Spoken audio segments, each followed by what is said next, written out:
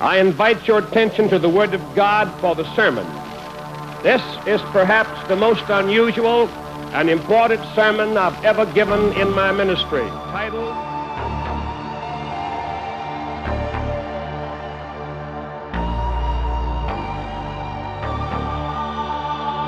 I want to speak to you on the conflict of demons in the human mind and spirit.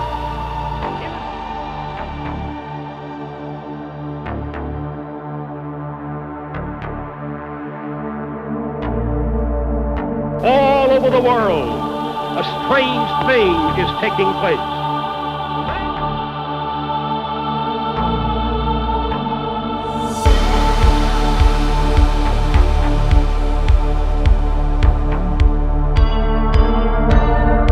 The human mind and spirit are breaking down, becoming abnormal and unbalanced.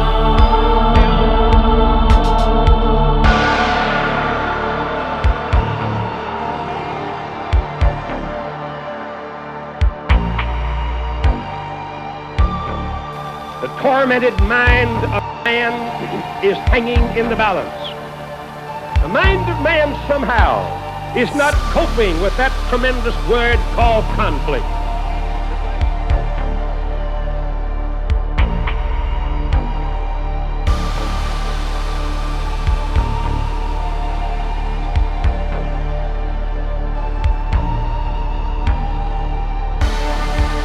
For no demon can cross the bloodline. You are safe from demon power, and no neurosis, no psychosis can hold you. You there in your room, put up your right hand. Don't be ashamed. All together now, repeat this prayer.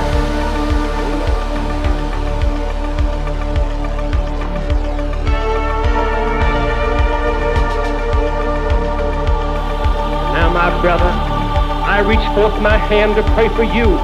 My brother, be whole and made free by his power. My sister.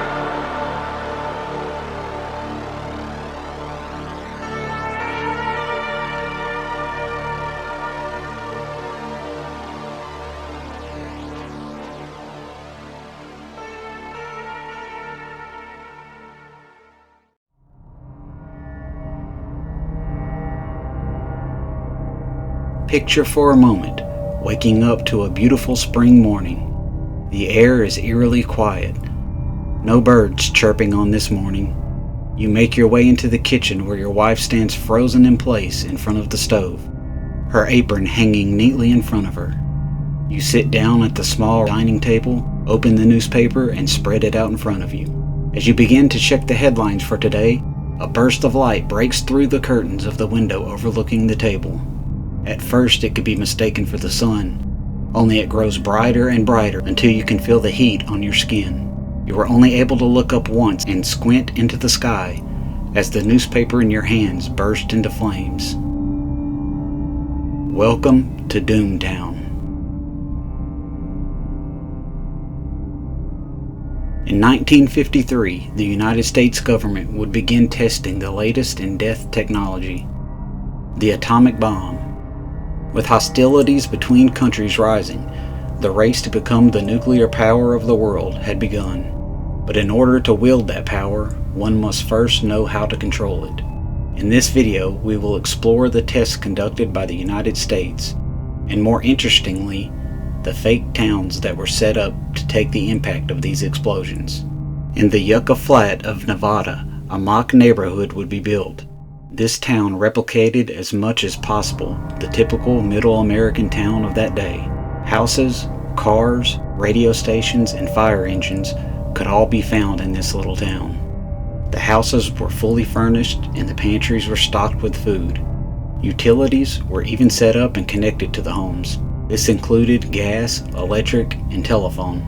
For all intents and purposes, this was a fully functioning neighborhood. Only this one had a clock looming over it that the residents would never be aware of. The silent residents of these towns dressed just like you and I. They sat at the same tables and in front of the same television sets. Babies lie in cribs and teenagers slept in beds. The only difference is these people would never move or speak a word. In every home, on every corner, were mannequins, meant to take the brunt of the atomic blast and give an idea of how the human body might withstand such an ordeal. The town would sit quietly as it awaited its namesake, doom. On March 17, 1953, members of the military and reporters, such as Walter Cronkite, would gather on a hill 10 miles away from the blast zone. As the bomb was detonated, the infamous mushroom cloud could be seen for 100 miles. Tourists in downtown Las Vegas could see it out of their hotel windows. High-speed cameras set up around the test site would show paint boiling off the sides of the houses. The buildings would then be blown back violently before being destroyed and drawn toward the explosion by the suction of the climbing cloud. This test would produce some of the most iconic images of the nuclear age. Houses being swept away, mannequins lying dead in the streets and in their homes, fences and other small structures turned to ash. The test proved the bomb to be unsurvivable. The radiation from the fallout would be carried by the wind into Utah, where cases of many types of cancers would significantly increase over the next few years.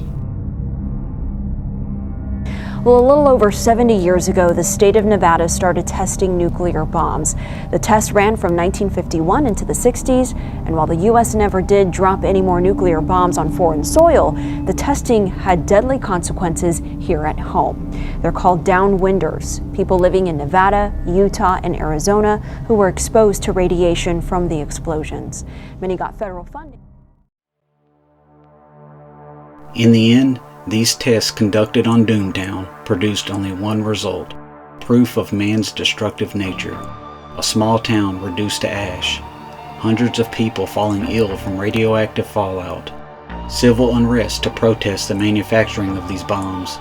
The explosion at Yucca Flat shook an entire generation, and the effects are still felt today as nations negotiate and strike deals to stop the production of nuclear weapons, as no man wishes to see the horrors of the atomic bomb lived out again.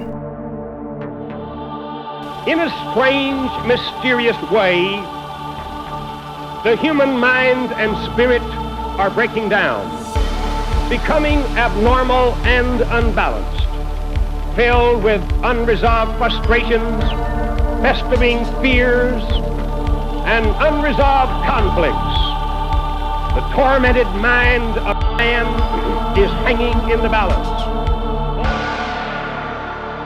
As humans advance in technology and become more hostile with one another, one thing is for certain. As the clock ticks away and the hands that created these destructive weapons become more on edge, we may all be living in our own Doomtown.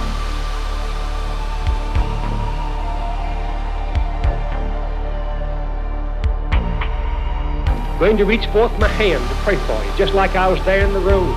Are you ready?